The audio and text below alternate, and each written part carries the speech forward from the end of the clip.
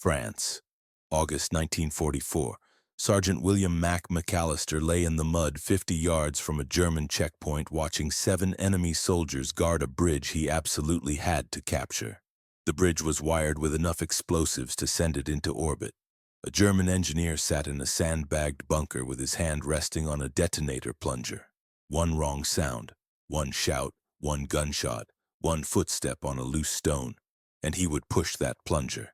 The bridge would become splinters, and the American armored column waiting 3 miles back would have nowhere to cross. Mac's commanding officer had given him a plan.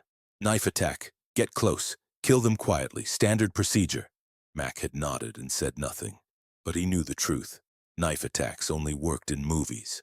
You couldn't creep up on 7 alert guards standing in open ground with floodlights and shoot them with a blade. The first man you killed would scream. The second would shout a warning. By the third, someone would have pushed that detonator. The colonel's plan was suicide dressed up as bravery. Mac had a different idea. Strapped to his chest was an M3 grease gun, the cheapest, ugliest submachine gun in the American arsenal. And screwed onto the barrel was something that shouldn't exist. An oil filter. A dirty used oil filter from the engine of a 2.5-ton truck. When the colonel had seen it 2 weeks ago, he'd nearly court-martialed Mac on the spot. "What the hell is that sewer pipe doing on your weapon, Sergeant?" "Suppressor, sir. Makes the gun quiet." "Quiet? That's the most dangerous piece of garbage I've ever seen. One backfire and you'll blow your own face off. Get rid of it." That's an order. Mac had gotten rid of it. In front of the colonel, anyway. Now, 50 yards from a rigged bridge with 7 guards between him and victory, he'd screwed it back on. If it worked, he'd save the bridge, save the armor, maybe save the whole advance. If it didn't, he'd die in the mud and nobody would ever know what he'd tried. Mac started crawling forward. In 1944, the American military had a massive blind spot. They could outproduce the Germans, they could outbomb them, they could out-tank them, but they couldn't out-sneak them. Every standard American weapon was loud, deafeningly, catastrophically loud. The M1 Garand rifle produced a crack that could be heard for over a mile. The Thompson submachine gun roared like a jackhammer in a canyon. Even the M1 carbine, the quiet option, was audible from half a mile away. For conventional infantry combat, this didn't matter. When 2 armies are throwing artillery at each other, nobody cares if your rifle is loud. But for scouts, for raiders, for soldiers trying to capture objectives intact, noise was death. German defensive doctrine was built on rapid response. A single shot would alert the nearest outpost.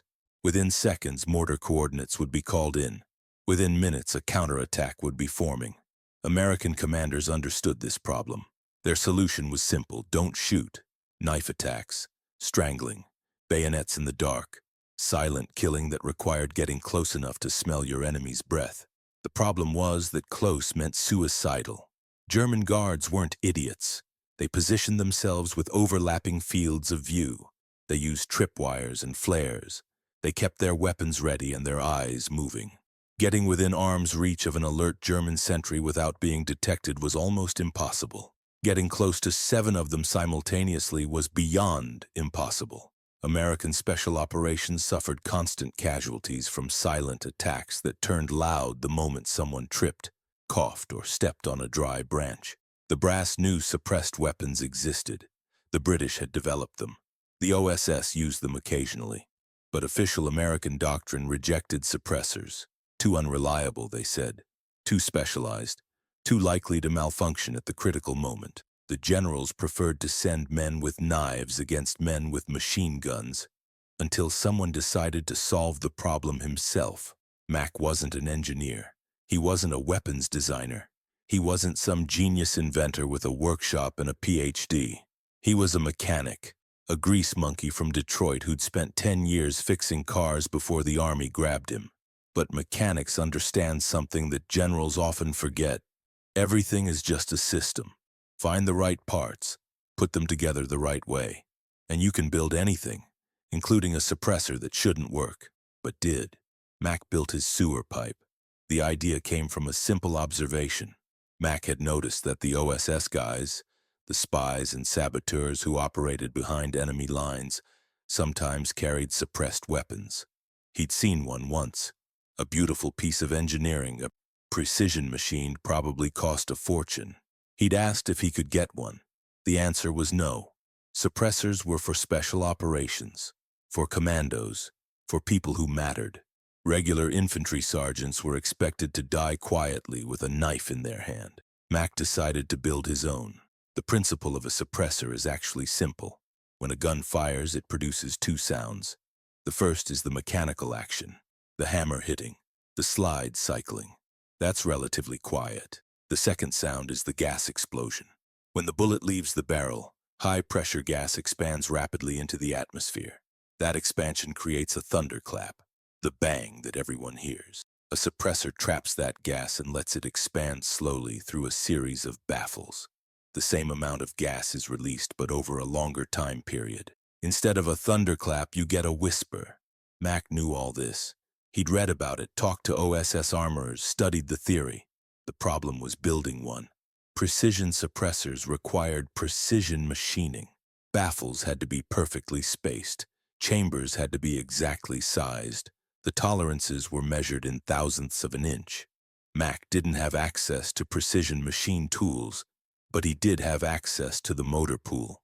And in the motor pool, he found the perfect component, an oil filter from a GMC CCKW 2.5-ton truck. The Deuce and a Half was the workhorse of the American Army. Over 560,000 were built during the war, and every single one had an oil filter, a metal canister filled with precisely spaced baffles designed to trap particles. Mac looked at that oil filter and saw something nobody else had seen. He saw a suppressor. The baffles were already there. The spacing was already optimized. The metal canister was already the right diameter to fit over a gun barrel. All he had to do was adapt it. Mac spent 3 days working in secret. He fabricated an adapter that threaded onto the barrel of an M3 grease gun. He drilled the end cap of the oil filter to allow bullets to pass through. He reinforced the mounting points. The finished product looked ridiculous. A long, dirty metal cylinder hanging off the front of an already ugly weapon. It added almost a foot to the gun's length and several pounds to its weight. But when Mac fired it for the first time, the sound was barely louder than a cough. The M3 grease gun was already a quiet weapon. It used subsonic 45 ACP ammunition that didn't break the sound barrier. Combined with Mac's improvised suppressor, it was nearly silent. Mac had built a stealth weapon from garbage, and nobody in command wanted to hear about it. Mac showed his invention to his squad leader. The sergeant was impressed but cautious. "Show it to the lieutenant." The lieutenant was intrigued. He authorized a formal demonstration. Word reached the captain, then the colonel. The demonstration was scheduled for the following week. Mac set up targets at 50 yards. He loaded a magazine. He prepared to show the brass what he'd created. The colonel arrived with a scowl already on his face. He took one look at the oil filter and his expression darkened further. "What the hell is that?" "Improvised suppressor, sir. It reduces the sound signature by approximately—" "I can see what it is, Sergeant. It looks like you strapped a piece of sewer pipe to your weapon." "Sir, if you'll allow me to demonstrate—" "Demonstrate what? How to get yourself killed with a field-expedient pipe bomb? That thing hasn't been tested. It hasn't been approved. For all I know, it'll explode the moment you pull the trigger. Sir, I've already fired over 200 rounds through it without— I don't care if you fired 2,000. This is the United States Army, not your backyard workshop. We don't use garbage as weapons." The colonel stepped closer, his voice dropping. "I'm going to say this once. Get rid of that thing. If I ever see it again, I'll have you court-martialed for unauthorized modification of government property. Understood?" Mac understood. He understood that the colonel would rather send men to die with knives than admit that a mechanic from Detroit had solved a problem that the Army's weapons experts hadn't. He also understood something else. Orders only mattered if someone was watching. Mac realized that the colonel didn't. The colonel would never be at the bridge. The colonel would never face 7 guards with a knife. The colonel gave orders and waited for reports. Mac was the one who had to carry them out. And when you're the one who has to die, you get to decide how to live. August 18th, 1944. Mac's unit received orders to secure a bridge over the Seine River before German demolition teams could destroy it. The bridge was critical, the only crossing point for 30 miles in either direction. Without it, the armored advance would stall for weeks. Reconnaissance showed 7 German guards at the bridge, 4 at the checkpoints on either end, 2 patrolling the span itself, 1 engineer in the demolition bunker with his hand on the detonator. The colonel's plan was exactly what Mac had expected. Knife attack, 2 teams, hit them simultaneously at 300, kill the guards before they can raise an alarm. The engineer in the bunker is the priority. He dies first or everyone dies. The plan required getting 8 men across 200 yards of open ground without being detected. It required killing 7 alert guards in perfect synchronization without a single sound. It required doing all of this against an enemy who was expecting attack. The colonel was sending Mac's squad to die. Mac volunteered for Point, not because he believed in the plan, because Point meant he'd be closest to the bridge when everything went wrong, and Mac had no intention of following the colonel's plan. Mac separated from his squad 200 yards from the bridge. He told them he was scouting ahead, that he'd signal when it was safe to advance. He didn't mention the oil filter suppressor he'd screwed onto his grease gun before leaving camp. The night was dark, no moon, heavy clouds, perfect conditions for what he was about to do. Mac moved slowly, not crawling exactly but flowing, a low crouch that kept his profile below the vegetation line. He'd learned this technique from a Cherokee soldier in basic training, moving with the terrain instead of against it. The first guard was at the near checkpoint. Mac studied him for 5 minutes before moving closer. The German was young, maybe 20. He was smoking a cigarette, the glow periodically illuminating his face. His rifle was slung over his shoulder. Bored, tired, not expecting trouble. Mac closed to 30 feet, then 20, then 10. He raised the grease gun. The suppressed weapon coughed once. The guard dropped without a sound. Mac waited 30 seconds. No alarm, no shout, no movement from the other guards. He moved to the next target. The second guard was more alert, standing at the far end of the checkpoint scanning the road. Mac couldn't approach from behind without crossing open ground. He would have to take the shot from distance. 40 feet. The grease gun was accurate at that range, but barely. 1 shot, or the whole bridge went up. Mac steadied his breathing, aligned the simple sights, squeezed. The guard's head snapped back. He fell against the checkpoint barrier and slid to the ground. Still no alarm. Mac crossed the open ground quickly now, no longer worrying about noise. The suppressor had bought him time, but time was running out. Someone would notice the missing guards eventually. The 2 patrolling guards were on the bridge itself, walking in opposite directions. Mac waited until they were at maximum separation, 1 near the far end, 1 just 20 feet away. He shot the closer one first. The man dropped off the edge of the bridge and splashed into the river below. The distant guard heard the splash. He turned, confused, raising his weapon. Mac was already running. He covered the distance in seconds, firing as he moved. The suppressor coughed 3 times, 2 hits, 1 miss. The guard fell. 4 down, 3 to go. The far checkpoint had 2 guards. They'd heard something. They weren't sure what. They were looking toward the bridge, rifles half raised. Mac dropped prone on the bridge surface. He aimed carefully. 2 coughs, 2 bodies falling. 6 down. Now the hard part, the demolition bunker.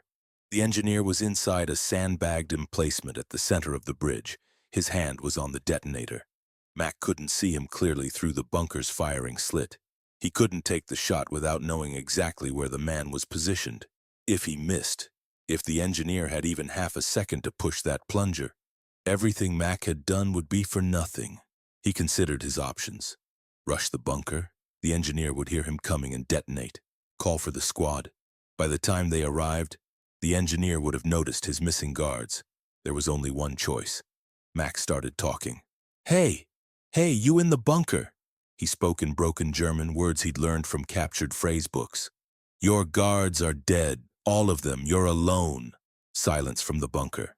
I have 30 men with rifles pointed at your position. Push that plunger and you die, surrender and you live, simple choice. Still silence. You have 5 seconds, then we start shooting. 1, 2, 3. The engineer's voice came back, trembling. Don't shoot! I surrender! I'm coming out! A figure emerged from the bunker, hands raised. Mac shot him in the chest. He couldn't take the risk. If the man had a backup detonator, a grenade, anything, the bridge would go up. The engineer fell. Mac rushed past him into the bunker. No secondary detonator, no dead man's switch, just a plunger connected to wires that ran to the explosives under the bridge. Mac disconnected them with hands that were suddenly shaking. The bridge was secure. 7 guards eliminated, no alarm raised. The explosives disarmed. Total time from first shot to last, 9 minutes. When Mac's squad arrived, they found him sitting on the bridge railing smoking a cigarette. The squad leader looked at the bodies, looked at Mac's grease gun with its ugly oil filter attachment, looked back at the bodies. "What the hell happened, Mac?" "I took the bridge." "By yourself? How?" Mac held up the suppressor. "The colonel's sewer pipe." Word reached command within the hour. The colonel was furious. Mac had disobeyed orders, used a band modification, conducted an unauthorized solo operation. He was also forced to explain how a single sergeant with a homemade suppressor had accomplished what an 8-man knife attack was supposed to achieve. The court-martial threats disappeared quickly. In their place came something Mac hadn't expected: requests. Other units wanted to know how he'd built the suppressor. Other sergeants wanted oil filters from the motor pool. Other mechanics started experimenting with their own designs. The colonel never apologized, never admitted he'd been wrong. But he also never ordered another knife attack on a defended position. Sometimes that's as close to victory as you get. The oil filter suppressor never became official equipment.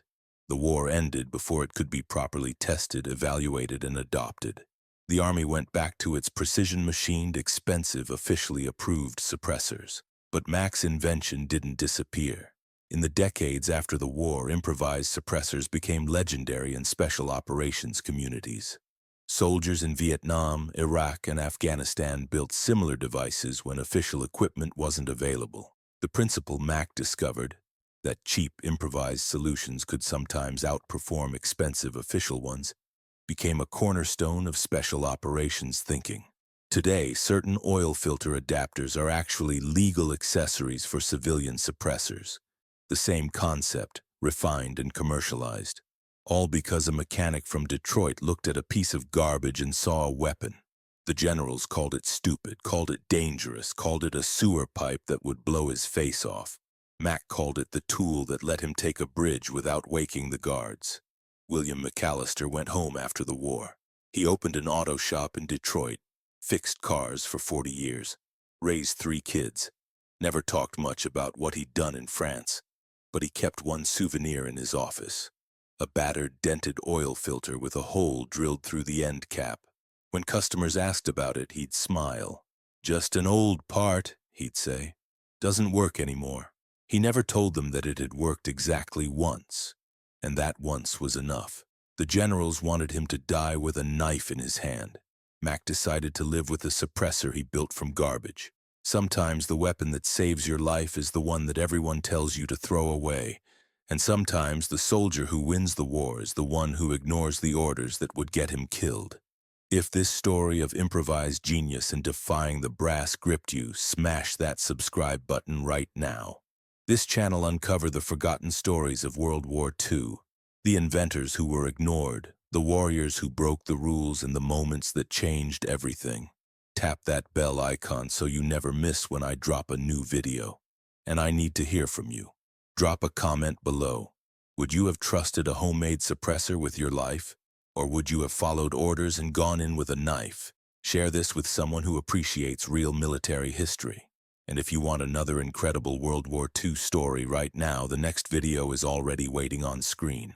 I'll see you there.